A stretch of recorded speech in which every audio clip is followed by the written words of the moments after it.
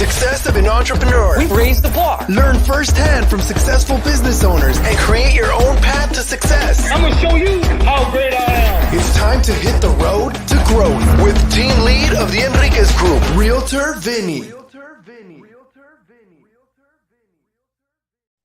Hi, you Road to Growth listeners. Today I have Chance Weber. He is the founder and CEO of Agile Co. Thank you, Chance, for being here today. Thank you for having me. Appreciate it. I'm excited to talk this morning. Yeah, for sure. Well, I know you're in the digital marketing space, and I mean, it seems like it's rapidly growing that space. And so I'd love to hear, what's your elevator pitch when someone goes, hey, Chance, what do you do? What does your company do? How would you describe it? Yeah, I love that. Great place to start. I usually try to explain to people that we are a full service digital marketing agency that focuses on lead generation and or driving revenue to small and medium sized businesses. Our primary focus is on data, not things that look fluffy and pretty and amazing videos and images. I care about how does it work and the metrics behind that. How are we making you money with our efforts? Have you always, and I'd love to rewind and going back to kind of to the start, were you always into computers? Were you always into marketing? I mean, who was a young Chance? No. Yeah, no. Out of college, took a financial advisor role, then ended up going into recruiting for financial services. I was okay at both jobs. Nothing amazing, nothing spectacular, but I hated them both. And I actually was interviewing for a position for a digital marketing company to do sales because I kind of found a passion in it. I have no idea how I really got there. I can't remember. But I kind of developed this passion for it, started interviewing for this job, and I was going to get the job. And I just had this moment. I was at a rock bottom point in life, in my opinion, anyway. Looking back on it now, you know, we're all our biggest critics, right? But I was 29 years old. At a 483 credit score and just felt like I was going nowhere. And I'm interviewing for this job. I'm about to get the job. And I'm like, man, why do I need somebody else? Why do I need to work for somebody else? I can do this on my own. So that's when I took the step of starting to wrap my arms around what it was going to be like to be a business owner, what it took to start a company. But the greatest advantage that I had at that point is I had nothing to lose. You know, I was really at a point in life where, you know, my mommy and daddy had helped me up to that point. You know, I was 29 years old and obviously they had cut me off, but they had helped me, you know, get to that point. I look at it, looking back on it, honestly, they kind of enabled me to prolong being at rock bottom. I really needed to hit it, but I didn't have a lot to lose. So I had an old college roommate that I reached out to. He was out in Los Angeles. I was in Chicago at the time and said, hey, man, do you want to start a business? And pitched him on what I wanted to do, came up with the concept, the company, how we would structure it, how we would run our operations, the company name, the logo, and got him to jump on board with me. Now, I mean, so you were in the financial advising space and you had a 483 credit score. I know credit score is not everything. And can you walk us through what happened there? I mean, did you at least know what you needed to do? You just weren't doing it? Were you taking risk, or what happened there? Yeah. So, well, look, I mean, I think there's a difference between understanding how to, you know, I was doing investments, you know, 401ks, 403bs, IRAs, life insurance, things of that nature. So I think there's, you know, a difference between understanding how to do those things, right, and understanding what's best for people and making enough money to support a life, right? And life is what got in the way. That's what happened to me personally. I just wasn't making any money, right? Like I wasn't overly successful. I wasn't printing money. And in those positions, you know, financial advisors, gosh, I don't know what the success rate is, but it's low. I mean, to actually like make a career out of it. And I was just part of that statistic, right? I was part of the majority that never got off the ground. So, you know, I wasn't giving financial advice on how to save money in your savings account and make sure you pay your bills on time, right? So it was definitely two different things, but it was just I wasn't making enough money to live in a major city like that. That's really what ultimately it came down to. So the credit card debt racked up, things racked up, and you know, life happened. Were you living were you living above your means? I know you talked about your parents were enabling you. I mean, and I know some people, especially, I mean, in the real estate field, in the financial advising field, you have to show the shiny object. So sometimes you can Yeah. get people to work with you sometimes. And some people do that to the degree. Was that something you were kind of doing at the time, or was it just? I do think it was part of being like young and dumb, but I was Yeah. also living in a major city, kind of like you. I mean, it was Yeah. expensive. I mean, hell, I remember I had 2 roommates at one point in a condo that I was living in, and my portion of the rent with a place to park my car in the city of Chicago was like $1,800 a month. And this was 15 Oh my years God. ago. You know what I mean? So, I do think that that was part of it. I was driving, a car, nothing that, crazy, but it was a newer Acura MDX as I'm making, $50,000 a year living in a major city, trying to make ends meet. So yeah, I do think there was part of that young and dumb aspect of it, of living beyond my means. But in the same respect, to your point, as a financial advisor, I'm not sure that you can pull up to somebody's house to talk about their money in your $1,500 car that might not start when you leave. So yeah, I do think that there was a piece of it that was the reality to an extent. Now you're in the low moment, right? Do you take it? Because some people, when they're in the low moment, they look that, hey, the outside world did this to me. Other people take it internally. I did this to myself. Yeah. Where were you in that at that point? Man, I call that victim mode. I was Yeah. absolutely in victim mode. Everything that was happening to me was everybody else's fault. Everything else's fault. I'd been dealt the wrong, hand of cards. I think that's what most people do, honestly. Yeah. Like that, when times are bad, we blame everything else. When times are good, we thank ourselves, right? Mhm. And the reality is both things couldn't be further from the truth, right? I mean, we create everything that we do in life, and again, as a 20, at that point, 3, 4-year-old kid coming into the real world, I think everybody has a lack of maturity and has to experience things and go through tough things in life and understand that you're going to be okay, right? Like, no matter how bad that it is, you're going to be okay. Everybody is okay in some way, shape, or form when it's all said and done. So, yeah, I mean, I was absolutely in victim mode at those times, no doubt. Now you get the opportunity from your buddy. What's the process there?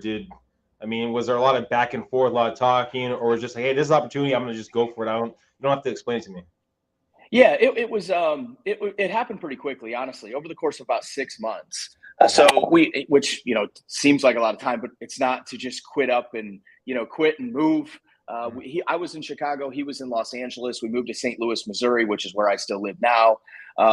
Just way cheaper, right? Easy, cheap city. Like, hell, my rent for my business right now, my lease for my company is cheaper than what I was paying with 2 roommates just to have a roof over my head in Chicago, in the city. So that was the motive, but it happened pretty quickly. Jumped into it pretty quickly, and yeah, the process didn't honestly take that long. I knew I was going to do it with or without him. I felt a lot better doing it with him. He had owned a real estate brokerage out in LA, and I think I mean, I can't speak to his success, but obviously wasn't knocking out of the park to be able to just pick up and walk away and come do this with me. And then what was the partnership like? I mean, what was that? How did that work? Did you guys know who was going to do what, or what was that process like? Yeah, again, ignorance, right? So I mean, when I started this business, I barely even understood what a P&L was. I mean, I knew what it was, but I didn't like really know what it was and understand gross margins and net margins and going through everything. And I had no experience owning a business, which is why I felt like I needed him. So we started the business in 2012.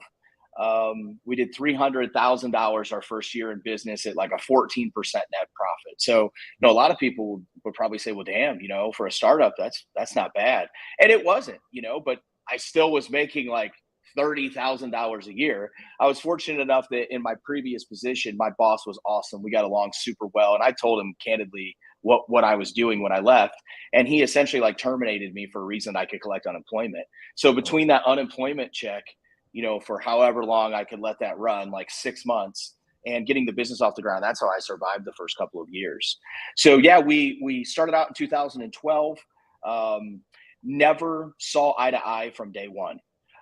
Fought constantly. I'm not a confrontational guy. I don't like to fight. I don't like to have disagreements. That's just not my nature in general. It's just not who I am. Found myself doing it constantly. We were an absolute cancer for each other. 2016 rolled around, and I basically hit a point where I was like, we can't do this anymore. At that point, we were doing $700,000-800,000 in revenue. This is just 5 years ago, 5-6 years ago, right? Doing $700,000-800,000 a year in revenue, and I had a mentor that I basically broke this all down to one day and said, I can't do this. And he's like, you have to get out. You have to get out now, because the longer this goes, the more complicated it is for both of you. So basically went to him and said, we have to go our separate ways. I want to buy you out. And that just created an absolute war. So it went ongoing, but we formally closed, I believe, in January of 2017. It was very ugly. We had to I had to be physically removed from the room by my attorney because I thought we were actually going to throw fists. That's how ugly that it was. And again, it just shows you the triggering that this guy had on me. And I'm sure I had the same impact on him. Had to be physically, removed from the room because it got so heated in that moment. And I have not spoke to him one time since then. And that was in 2000. And like I said, January of 17, and he was a 15, 20-year friend. So, business is hard. But since then, I've 10X the company. We're now in the process of going from, multiple 7 figures to crossing that 8-figure mark. I don't know if we'll get to it here in 2022, but hopefully 2023. Instead of operating at a 14% bottom line, we're operating at a 32% bottom line. I have an amazing team of A players, and the rest is history. So it was not always rainbows and unicorns throughout it to get here. That's for damn sure. Is there anything that you could advise your past self before they built that partnership with the buddy to make it maybe a couple unicorns walking around? There's a couple things I would do differently. I mean, first of all, now my whole philosophy on owning a business is I never want to be an equal partner again, ever.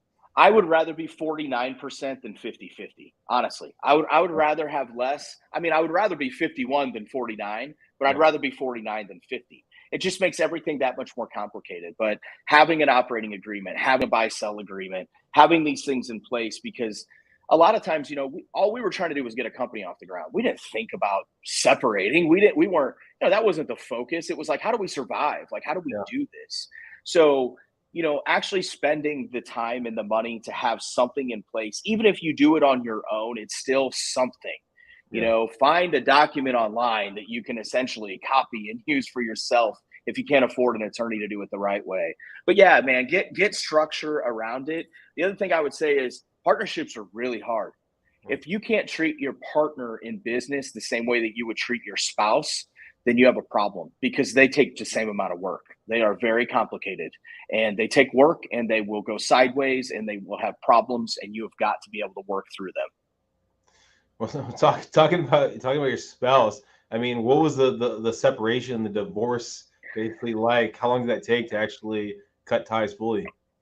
I want to say, from start to finish, he had a ploy with his attorney to just continue to show up to work and do his job. And there was logistical reasons as to why he was doing it that way, which strung it out way longer than it needed to be. But I don't remember exactly, but I'm going to say, it was probably a 5 to 6 month ordeal from me breaking the news to him to actually coming to a closing that we had to operate like that. So it was ugly. It was miserable for me. It was miserable for him. It was miserable for our team. It was not something that I would wish on anybody. Now, when you're having that separation, that 5 to 6 months, what were you doing to, I guess, protect what you've already built and keep going forward instead of basically just getting stagnant and kind of worrying about basically this separation? Yeah, I don't know how good of a job I did to that, to be honest. Okay. It's hard to go to work every day and bust your ass for something that you don't even know is going to be yours, So, the leverage and how it ended up shaking out, the leverage that I had, which I thank God for, and I'm sure he hates everything about this, right? Because of the way it shook out, was essentially we didn't have a buy-sell agreement. So our clients had no idea who he was.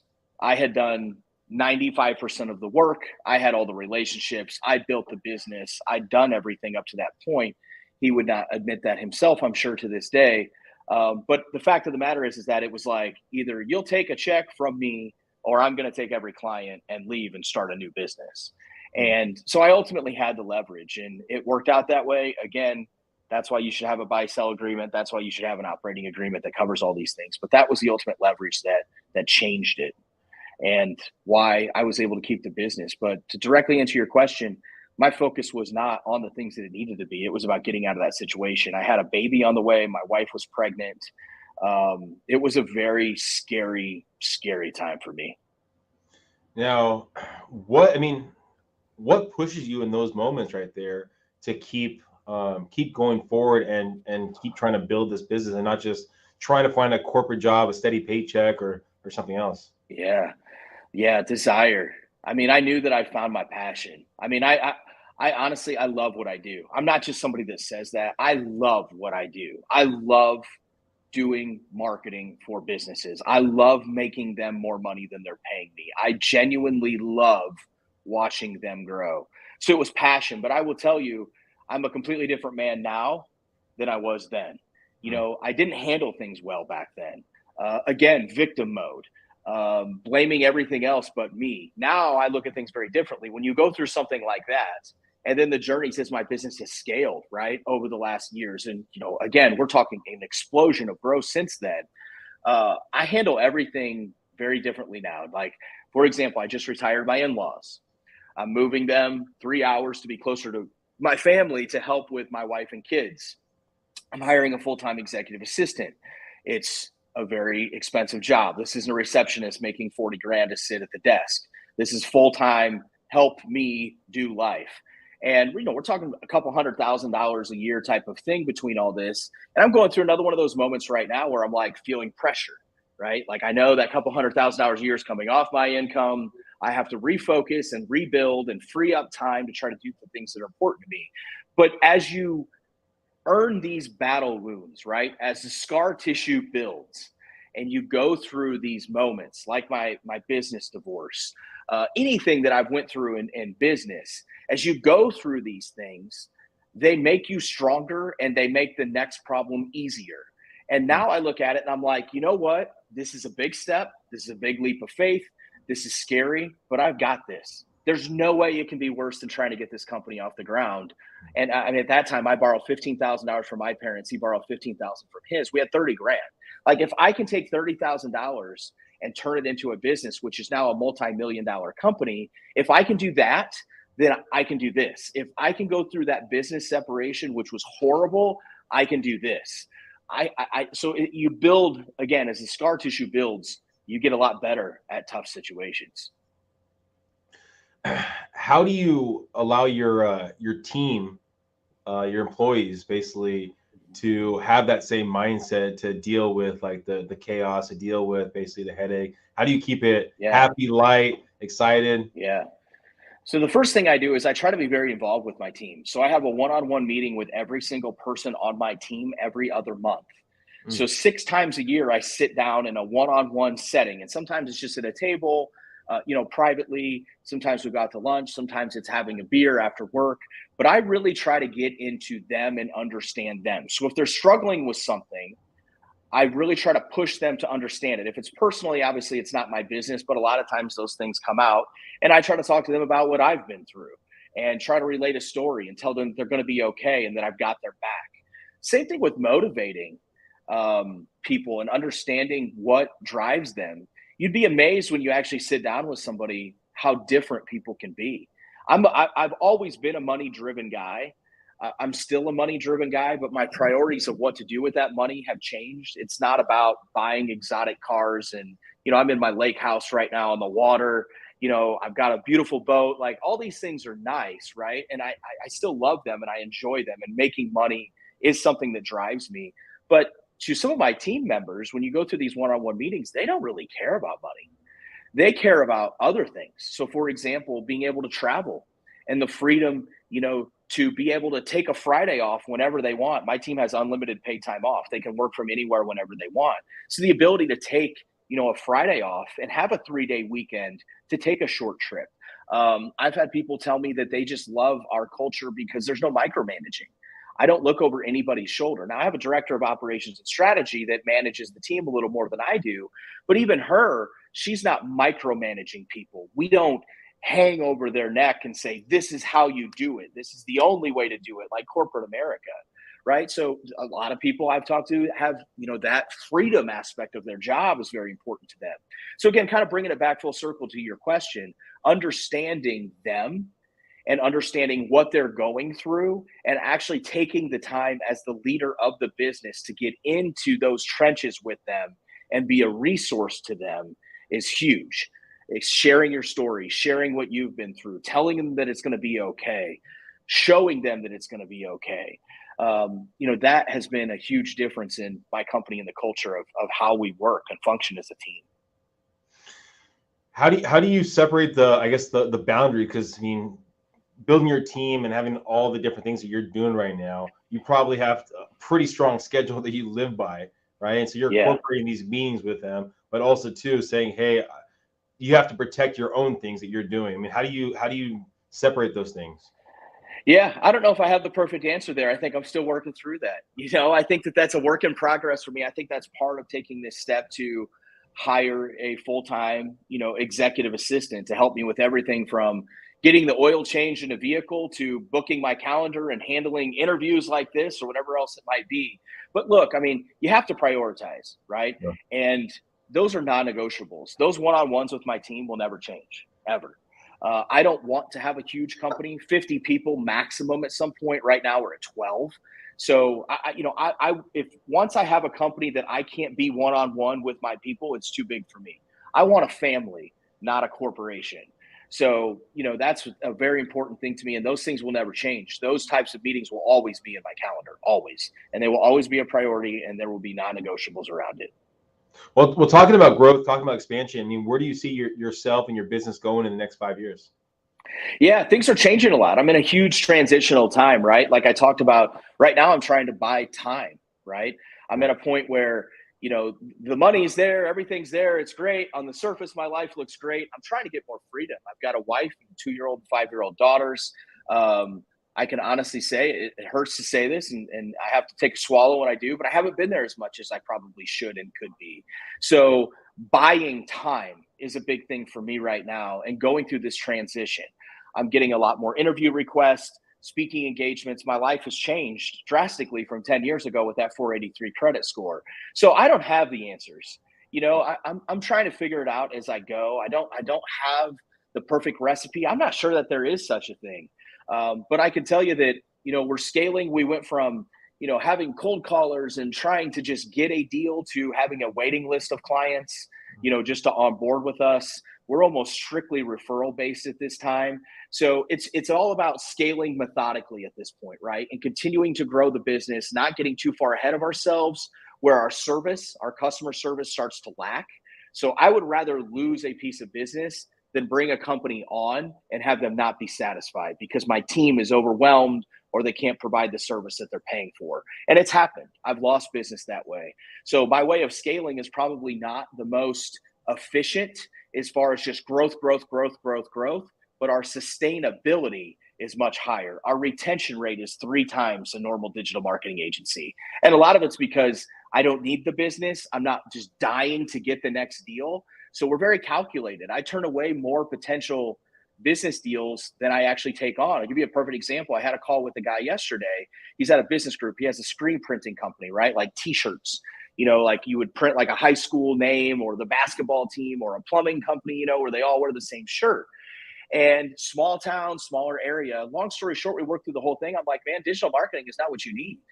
What you need to do is some good old grassroots marketing. You need to go put flyers on windshields. You need to handwrite letters to the plumbing company with a picture of the t-shirt and the logo on it to show them what you could do for them. Grassroots marketing efforts that we've lost the concept of. I could have easily sold him on a digital marketing plan. He came to me highly referred. I could have made money. It wasn't the right thing to do. So instead, I try to help that guy do what's best for him and hope that those things come full circle when it's all said and done. So, it's one of those things that I'm figuring out as I go. And I think that's part of being an entrepreneur. There is no perfect way to do anything. And you just have to embrace the suck of it, right? Like, it's going to happen. You're going to get kicked in the teeth over and over and over again, and just keep your head down and keep moving. Right foot, left foot, right foot, left foot. I mean, being that you there's a cap currently how many people you're looking to take on, for people that maybe aren't at the level to take on your services, or maybe you guys don't have the availability right now, what are some things that they could currently do to kind of work towards, I mean, growing and getting to the point where they might be ready for you guys? Yeah, become a student of the game. It amazes me. I'm doing some interviews right now where I'm talking about how bad other digital marketing agencies are. It's a sour industry. There's a loss of trust with a lot of digital marketing agencies. And a lot of times I really want to go back to the business owner after I take on a situation like this and I do a review. My team just did a review last week of a company that had spent $40,000 in ad spend in the previous few months, and they had zero conversion tracking. Like, this agency had no way to even explain to them what they got for their $40,000. They just literally lit it on fire and went and ran some Facebook ads. Huge problem, right? So, coming back to, your question in general, what I would tell people is learn this stuff from a basic common sense viewpoint. Understand what conversion tracking is and why you need it. We have this thing called Google, right? We can get information like this. It's right there. Understand. Google top things to understand before running a Facebook ad campaign. I'm not saying it's going to be the most amazing, perfect piece of content that's not going to be flawed, but get an idea around what this stuff is and how it works and what your expectations should be. So when you do come to the point where you want to hire a digital marketing agency, you can actually see through the BS, because there's a lot of bad ones. These days we've still got 45-year-old guys that live in mom and dad's basement that put up a website that looks, super nice, and they're a digital marketing company, right? Like, there's no compliance in this industry. So anybody can just go do it, like a lot of industries out there. But it's something that, though it's new, it seems new, or it seems, I guess, like I'm trying to set that backwards. It seems like it's been here for a very long time. It's still new, and it's constantly evolving. Facebook just made updates last week for how to target audiences on the back end with your ads. Like, it's never ending. The changes are always evolving. So understand what you're doing on the surface level before you get to the point of actually hiring an agency, so you know what the hell you're talking about and make a good decision. That would be the biggest thing that I would tell people. Go practice. Practice with a couple $100. I see, get a hold of campaigns where businesses jump in, they hire agencies, spend $5,000, $10,000, $20,000 a month, and they have no idea what the hell they're doing or what's going on. Understand, go play with it a little bit yourself. Become a student of the game. It's really going to help you in the long run. Well, I mean, what are some questions people should be asking the digital marketers if they're looking to bring them on? Yeah, I that's a great question. So it's loaded, right? And the reason that question is loaded is there's so many different strategies and campaigns that you can run for different companies. I have clients that spend 6 figures a month on Facebook ads, 6 figures a month on Google ads, but neither one of them spend a whole lot the other way, right? I have companies that are very heavily invested in search engine optimization and content marketing, but don't spend a whole lot of money on ads. Maybe we've ran pilots that didn't perform well, so we just have determined they're not going to make a lot of money there. But either way, I think that understanding the experience, how long have you been in business? How many companies have you worked with? I don't care about how many clients you have right now. There's always going to be turnover in this industry, but about how many businesses have you worked with? What kind of ad spend budgets have you managed? What does conversion tracking look like to you? How do you quantify or validate your work or a successful campaign? Like, these are the types of questions that we need to get into when we're having these conversations. So I try to steer the conversation and answer those questions without being asked, to make sure that they understand that we are different than probably what they've experienced. But my rule is 19 out of 20. I find one digital marketing agency out of every 20 cases that I review that I go, these guys know what they're doing. Like, we might have different philosophies or think about things a little bit differently, but it's a terrible ratio. So you have to be very careful. Yeah, wow, that's pretty rough right there. It is. Yeah, I mean, well, Chance, I appreciate you being here. Thank you for giving all the insight and giving your honest story of where you came from and where you are today. I'm going to finish off with this last question. Is there any advice that you would give to your 29-year-old self, or maybe someone else that's in that situation, that's maybe in victim mode, that things aren't going well, that's trying to find a path to the future, that would have got you to where you are a little bit quicker? Yeah, I love that question. And the answer is probably not going to sound that earth shattering, but you've got to get your head right first and get this mentality of this sucks. I'm going to embrace it. Let's go into attack mode. Like, you have to be able to flip that switch and understand that you control you. You control where you're going, and have that don't quit attitude. We just quit now. When we don't get things that we want, we're in this world where we have these things, right? We just get everything we want just immediately. Like, things just happen. We get answers immediately. We get everything so fast. Success is not fast. 99.99% of the time, you're going to have to go through some ugly valleys through the process, right? So get your head right. Understand that it's coming. Understand that you're in it, and focus on the things that you can control, not the stuff that you can't control. That is what changes everything. If I could have been in a better place mentally from the beginning, I can't even imagine where I would be right now. But I was weak through those times, and most people are. But the differentiator is when I flipped that switch and I got through the worst stuff, and I got this attack mentality of, I'm not going to be stopped. Nothing's going to stop me. If somebody can get that earlier in their journey, they're going to be way further along once it starts to pay off. All right, Chance, I have to ask, when you pull up your phone, and for people listening, when Chance pulled up the phone, it looked like there's a QR code on his phone. Is that correct? That is. Yep. There's a QR code there. What is that? Is that for your business company, or? Yep. I'm trying to clear off all my damn notifications, but yeah, so that is my business card. Oh, wow. So I do not carry a business card anymore. So yes, you can go directly to a website that has my contact information on it, email address, company website, how to book a time with me, phone number, all that fun stuff, just by scanning that bad boy. So yes, I no longer have paper business cards, and it is great. I hate those damn things. I know, they get thrown out so much. I mean, I always they do. When I give me your card, and QR code's probably better, I'll put it on my phone and save it. That's the only way I'm actually going to use it.